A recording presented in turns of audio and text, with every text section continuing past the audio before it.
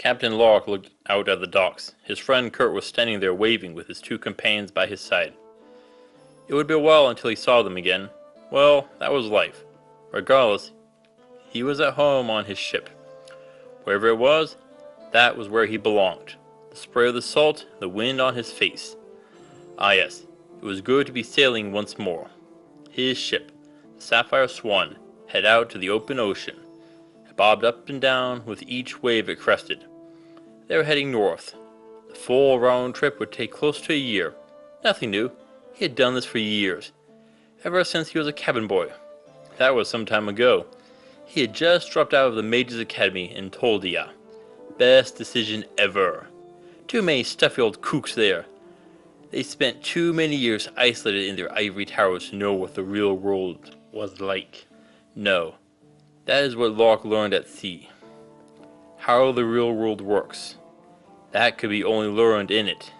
Yes, it was a better life. And he still held his magic. Sure, he wasn't no archmage, but he could still conjure fire and lightning. All the cool parts. That's all he cared about. Helmsman, we're drifting to the west. Correct that. Aye aye, Captain.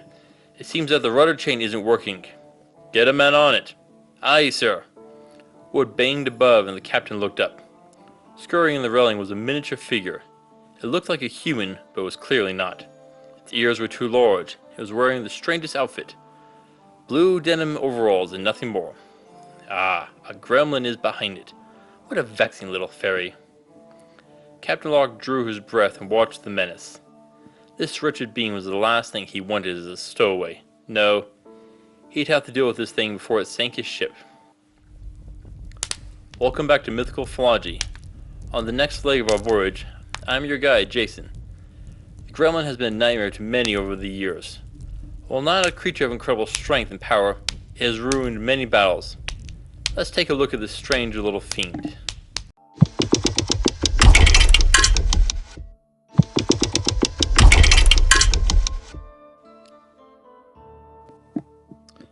Let me begin by saying we're looking at the Gremlins of mythology, not those that come from the Gremlin movies.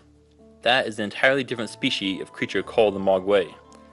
The Gremlin is among the more recent additions to our list of mythical creatures. The first reports of them started during World War II. They are described as being small, humanoid with pointed ears, usually around 6 inches, but up to a rare 3 feet in height, wearing blue overalls or other forms of clothing, and carrying tiny tools. Their skin color varies wildly from silver, green, pink, and gold for a few. Despite the small stature of their tools, they are able to use them to affect human machines. Gremlins are closely related to fairies and goblins. Like their kin, they are tricksters. Gremlins are known to mess with mechanical devices. Remove a screw or a bolt, flip a switch, change some settings. You could say harmless, but to have a wheel fall off your cart at the wrong moment, or cause the sails of your ship to get locked in place, maybe your airplane stalls suddenly. Everything goes quiet as you plummet towards the world. There's no end to the amount of danger that can come from it. What leads to these dangerous acts? Well, there is an issue of history between humans and gremlins. The gremlins claim that they invented machines and mechanical devices. It was them that were the first engineers and scientists. They then shared their knowledge with humans. Those arrogant humans turned around and claimed that they invented things, that they figured out how to build these machines. They lied. How dare they? Because of this, the gremlins punish humans for their fraud. It's what they deserve and nothing more. Who is telling the truth? Human or gremlin? No clue.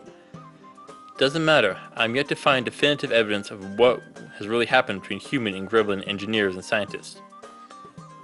So I can't attest to the true historical facts. Regardless, fact remains that gremlins can influence human-sized machines using their tools. How? Human tools are force multipliers. This is basic lever arm physics for the most part.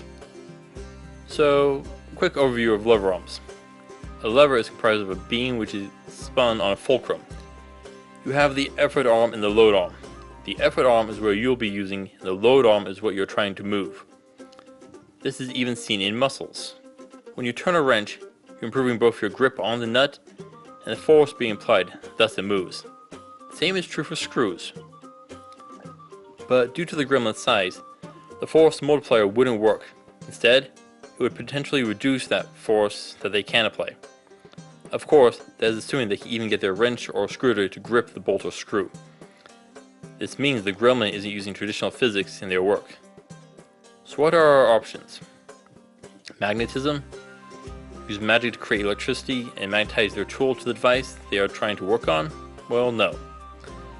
The magnetic effect would spread through the whole machine and prevent the nut or screw from moving. That is assuming that it is even made from magnetic material.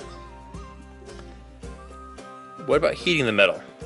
Heating up a bolt that won't move is a common tactic used by mechanics. Who says they couldn't have learned this from gremlins? When heated, matter will expand, metal included. This is why bridges have expansion joints. When a bolt is in a socket and heated up, both the bolt and the surrounding metal will expand. But they can't. They are blocking each other, so something has to give. The bolt will move easier now. Of course, afterwards, this will leave everything hot and dangerous to the touch. The heat will radiate through the machine, and the gremlin would risk cooking itself. Still not a good option. So, if not heat, why not cold? Ever hear of cold welding? Or contact welding being another name. When two clean pieces of the same metal come into contact in a vacuum, metal will seem to fuse together. This could work, but there are some issues. Do you know how hard it is to keep something clean in a machine shop? Oil and grease everywhere. You would need some sort of miracle cleaning cloth that you could use to wipe everything down. Oh, doesn't the gremlin wear overalls? I don't think it is actual denim that they are wearing, but some sort of fairy-made fabric, which may have potent cleaning potential. If it is denim, it would be rather stiff and difficult to move in. The second problem with cold welding is it requires a vacuum. Human experiments have found that they can achieve a partial weld under very low air pressure. Potentially, a gremlin may be able to achieve this via magic. But we still have one last issue. Cold welding requires that the metals be from the same type. Iron to iron, gold to gold, and copper to copper. We don't know what sort of metal that the gremlin's tools are made from. They could be steel, gold, mithril, or even orichalcum. I don't know. They do have tool belts and pockets, so they may have tools of all metals on them. Or they could be of an alloy of a different metal of each. Either could resolve this problem. Potentially, a gremlin may use any combination of these techniques to remove bolts, screws, and other components from a machine. Gremlins are quick and nimble. They'll often work at night when they can do more involved projects. This means that they would benefit from larger eyes with more photoreceptors. They can jump in while you're looking away and be done with their work in a blink. This means that they have predominantly fast twitch muscles. Good for speed, but not for brute strength. That means that in order for the gremlins to lift a heavy object, they will need to work in a group. This actually reinforces the idea of their engineering talents. Many projects require multiple layers of workers to complete, from miners, smelters, to metal shapers, and designers. The more complex a project, the more skills which will be needed to complete the machine. This could also explain why they may have taught humans engineering and machine designs. Having an ally of human size and strength would speed up much of their work.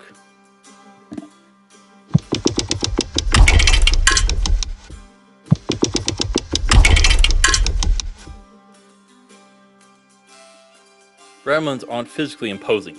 No, if you can grab one, you could probably crush it in your hand. So what is the big deal?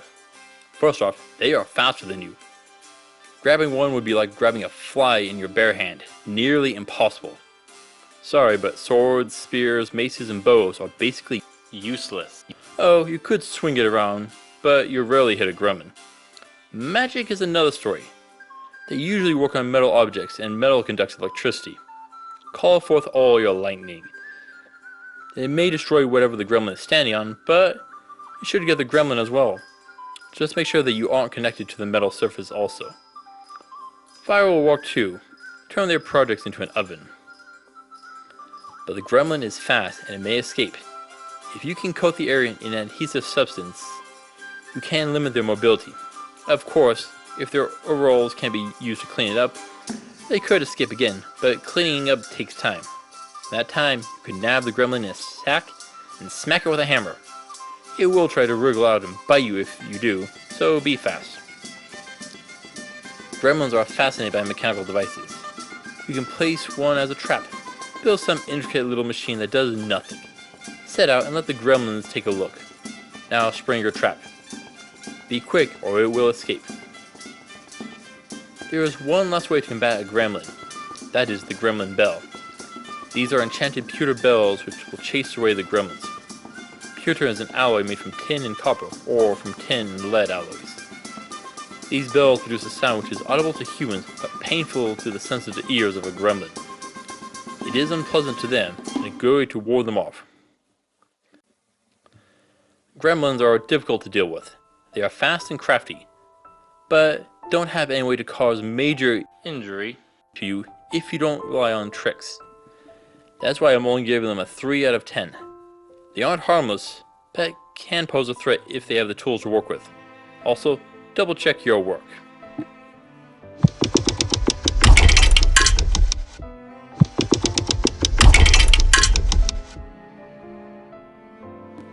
The gremlin is small and a poor source of food if eaten. Their skin is too thin to be used in most leathers. The rest of the remains can be used in potions for intelligence and quick movement. But here is where it gets complicated. Gremlins aren't always evil. There are multiple accounts from pilots being aided by gremlins. They will fly while the pilot rests. They can crawl inside the plane and fix problems. Run out on a ring and adjust the control flaps. They'll keep you flying. Well, truth is that they don't want to crash, and keeping you flying is their best option. So, if our stories are true, gremlins and humans can work together. Why not add one to your party? Think about it. You find a treasure chest, but oh, it's locked. Never fear, your gremlin friend will have it open in a jiffy. Got an ancient dwarven door that won't move? No problem. It'll swing open silently in a minute. Got traps to get through? Ha! Easy peasy lemon squeezy for a gremlin. Your enemies are preparing a doomsday weapon? Ha! Let your little gremlin rogue do his best. You'll be done with your quest without losing a drop of your own blood. I once worked with one who had taken over a golem and used it as a suit of armor in battle. Oh, you should have seen those guards' face when their own golem started stomping down on them. It was hilarious. Well, for us, but not for them. They were a little flatter. Just be sure you give your gremlin friend his due praise. If you forget, he may turn on you.